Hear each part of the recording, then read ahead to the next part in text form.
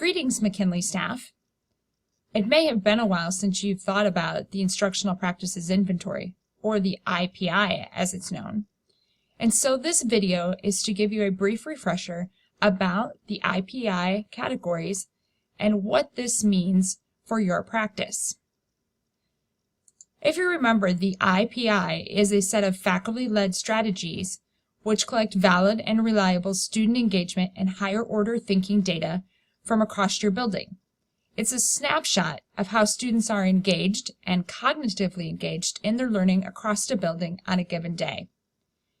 The purpose is for you as a team to collaboratively study this data with the goal of increasing and enriching the learning experiences of your students. If you remember, the IPI is broken down into 5 categories. Category 6, which is called Student Active Engaged Learning, is where you see higher order, deeper thinking, with typically students being involved in authentic, hands-on, problem-based, researched projects in the classroom. Category 5 is about student learning conversations, where students are constructing knowledge together in collaborative or small groups, where student voice, students talking to each other, fuels the learning, and it's at a higher order, deeper level. Category 4 is teacher-led instruction, where the students are attentive to the teacher who is leading the learning experience. Typically, students are listening to the teacher share, explain, or give directions. Category 3 is student work with teacher involved. Students work individually or in groups with teacher support. Typically, students are doing worksheets or answering questions or taking tests during this time. Category 2 and 3 are where students are working, but their teacher is not involved in that work, or the students are not engaged in learning related to the curriculum at all.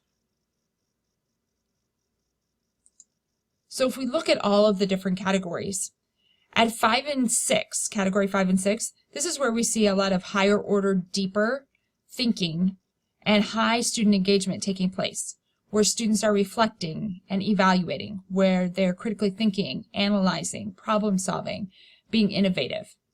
And this typically takes up, or would like it to be, 18 to 20% of a student's day. Category 4 is really about teacher-led direct instruction, looking at 30 to 40% of a student's day. And category 2 and 3 making up 30 to 40% of a student's day, where the teacher is attentive to, engaged with, and supportive of students. But the work here is at the lower order surface level.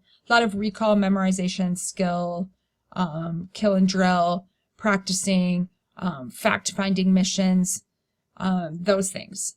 So those category 5 and 6 are really the higher order, deeper thinking with high student engagement.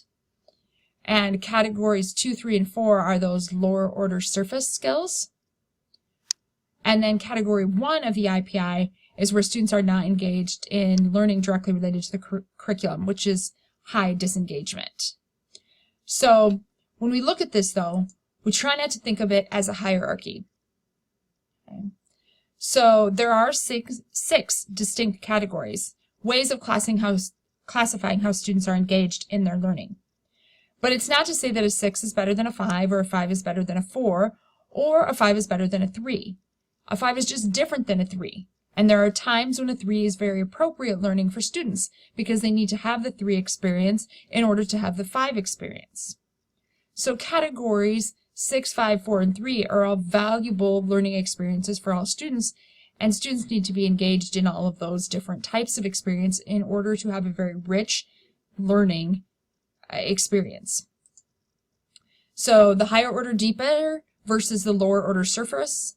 Categories 5 and 6 would be that higher order, deeper, and the categories 2, 3, and 4 would be more of the lower order surface. Again, not a hierarchy, looking for the balance between all of these things, because the knowledge, the recall, the practicing of skills, the simple understanding need to all occur in order for the analysis, the critical thinking, the problem solving, the reflection, the goal setting, the synthesis, the creative and innovative thinking to take place. So how much time should students be engaged in lower order surface versus the higher order deeper? What we typically see in a K-12 classroom today is that the lower order surface skills tip the scales in that direction. So we're spending a lot more time with the 2, 3, and 4 rather than the 5 and 6.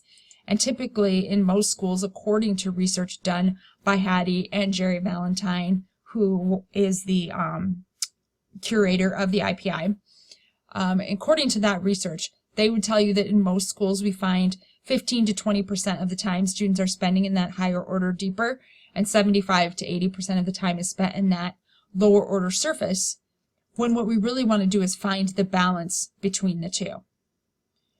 So when you can find a balance between the higher order deeper and the lower order surface, you will enrich and deepen student learning and have greater success with those students.